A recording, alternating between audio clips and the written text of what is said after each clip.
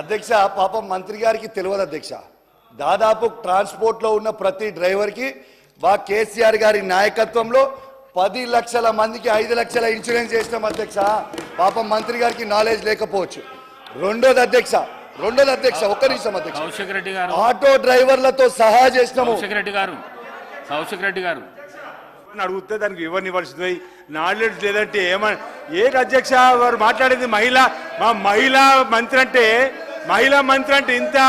ఇంత చులకనగా మాట్లాడితే ఎట్లా అధ్యక్ష? మా మంత్రి గారు ఏమన్నారు అధ్యక్ష ఇక్కడ వారా మాట వెనక్కి తీసుకొని మా మంత్రి గారు క్షమాపణ చెప్పాలి. నేను ఒక్కడే మహిళా తల్లందరూ కూడా క్షమాపణ చెప్పాలి.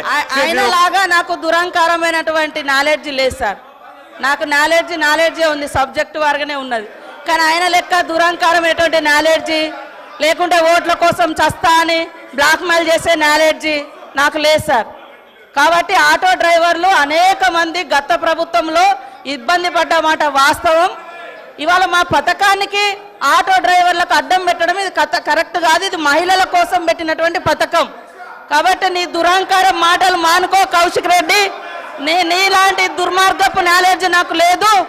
నేను కరెక్ట్గా ప్రజల కోసం ఆలోచించే నాలెడ్జే నా దగ్గర ఉంది.